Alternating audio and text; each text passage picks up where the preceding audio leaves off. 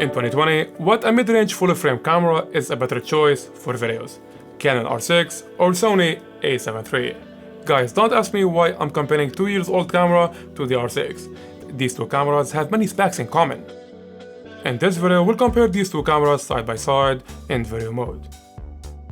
Keep your eye on the timeline below if you'd like to jump to a specific part. This is Oma, and let's get started.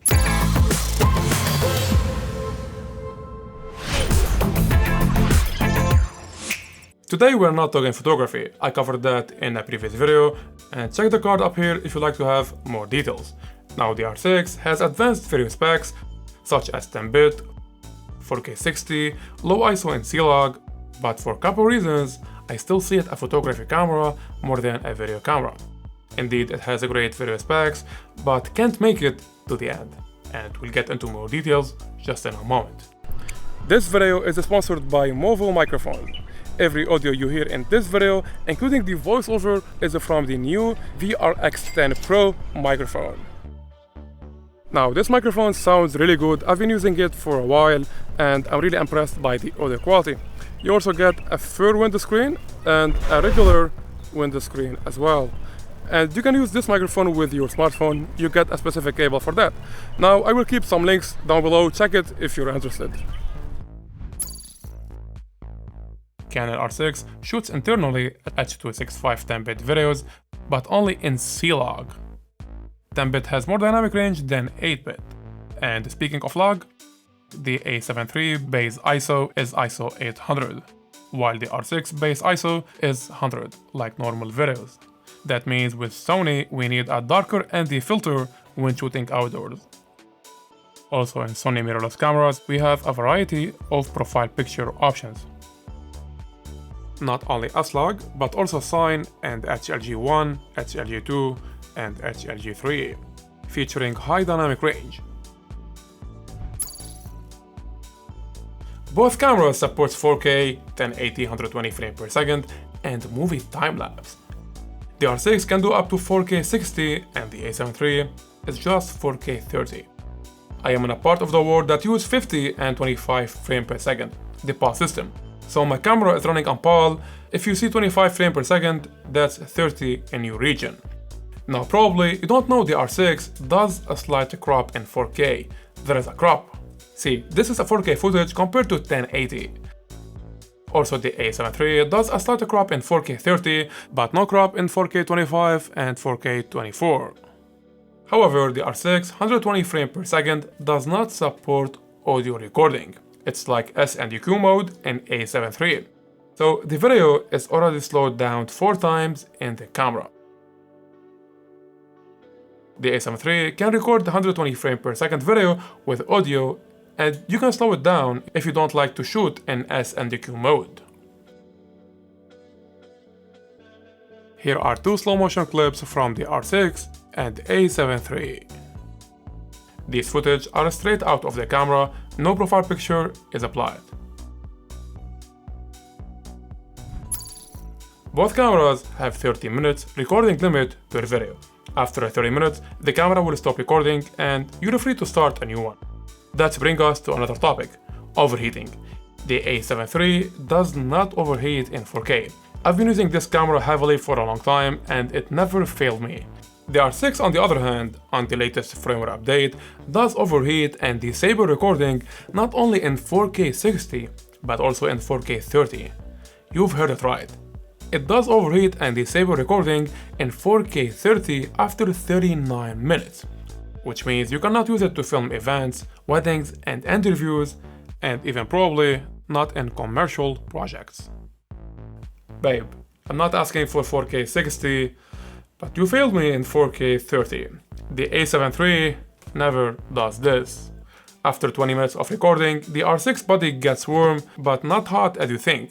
Roughly similar to the A7 III body temperature.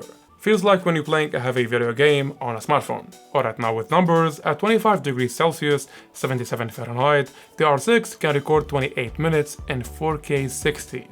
And after 10 minutes of rest, it can do another 3 minutes, and it keeps making the same loop.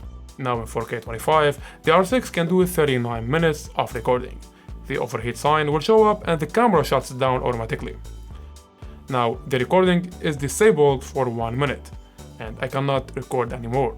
And then it allows me to record 2.5 minutes. The camera stops recording again and will keep running in this same loop.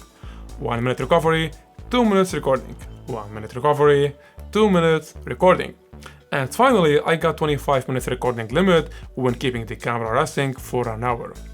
I can't imagine the camera shuts down in the middle of a project or in a wedding, and I have to tell the client, "Oh, sorry, but this camera overheat, can we pause the event for 10 minutes? Are you crazy? You lost the job already. This camera is for photographers who want to make 4K videos on the side. The R6 is fine in 1080. And this would never happen to me with Sony A7 III. I filmed for hours and hours, and the camera never happened to set me limits." Now, when it comes to bitrate and file size, there is no bitrate information in Canon R6 camera menu. Sony is straightforward. But in the QuickTime player, you can get all this information. This is too technical and boring, but for those who care about this information, it will be very helpful. So in 4K 50, the R6 can do H.264, 220 megabit per second, and 115 megabit per second in 4K 25. Sony A7 III has 2 bitrate options in 4K 25, 160 megabit per second.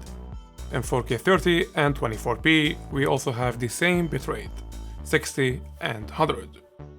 Now in C-Log, the R6 does H.265 10-bit videos. That's 325 megabit per second in 4K 50 and 160 megabit per second in 4K 25. While Sony stick to 100 megabit per second even in S-Log 2. Alright, in 1080 the R6 can do 57 and 28 megabit per second. A7 III in 1080 has 50 and 25 megabit per second. And in 1080 120 frames per second, the R6 has roughly 110 megabit per second. And Sony is 100 megabit per second.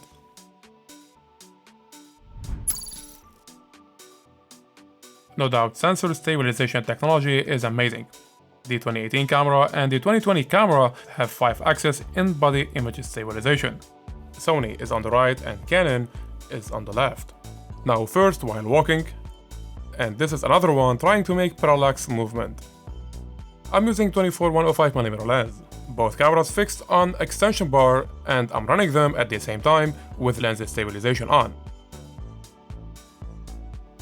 And this one is just walking a few steps and tilt up. Guys, do you notice any difference? Sometimes I see Sony is more stable than Canon. Also, the colors on auto white balance look more natural on Sony. Additionally, the R6 features 2 digital stabilization modes. Digital IS makes a slight video crop.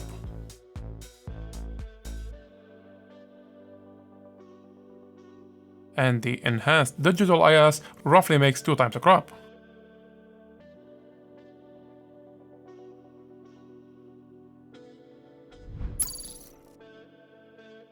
In video preview mode, the R6 has full video information, from shutter speed to aperture, ISO, and white balance. Fantastic. This feature is missing in Sony. Both cameras have advanced focusing system as well as continuous servo autofocus.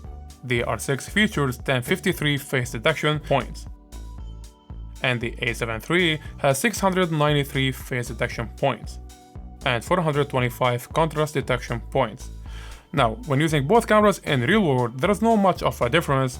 The autofocus performance is almost the same, except in low light, the R6 face detection is more powerful in some situations where the subject is darker than the background. Now, when it comes to the dials, do you know that Sony is the master of versatility? On Sony, you can customize any of the camera buttons and dials like you wish, including the scrolling wheel and the 4 custom buttons, C1, C2, C3, and C4. Canon is quite limited in this class. Also, the R6 has a full touchscreen, including the menu, so you can change mostly everything just by using your fingers. Alright guys, can we use the USB Type-C to charge any of these cameras? Sony A7 III does charge from any power bank or portable charger through USB-C.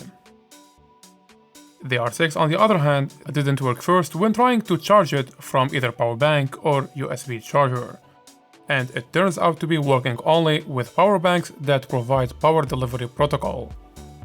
And the standard USB-A connector does not work. Some power banks and the chargers has PD label, so you have to pick up these ones to make it work with the R6. The R6 and A7 III are mirrorless cameras. They have no mirror, so dust might travel inside and stick on the sensor, so you have always to keep it checking and clean your camera sensor. But the R6 shutter curtains will close when you change lenses. That's help a lot in keeping your sensor clean and neat. Definitely it's an advantage for the R6. Sony A7 III features clear image zoom. Since the camera has 6K sensor with clear image zoom turned on, you can zoom in up to 2 times for more reach, while keeping 4K video resolution. The R6, on the other hand, features only 1.6 movie cropping. Not bad. Canon R6 has a free angle tilting touchscreen and also offers higher resolution. 1.62 million dots versus 921,000 dots only on Sony A7 III. Both cameras features micro HDMI port, microphone and headphone jack, also USB Type-C connection port. In addition, both cameras have dual slot SD cards. The R6 features 2 slots UHS 2. The A7 III, on the other hand, has 1 slot UHS 2 and another UHS 1. I personally use SanDisk Extreme Pro SD cards for videos. Those SD cards are UHS 1. The UHS 2, on the other hand, is faster and it helps in saving the images much faster, especially when doing sports photography. I got on-camera microphone from Movo and I'm gonna test it on both cameras. Now on Canon R6 with audio level 1.5, and I'm 2 inches far from the microphone. Now jumping to Sony A7 III, audio level set to level 5, and as we see we have different layout and they pretty much do the same thing.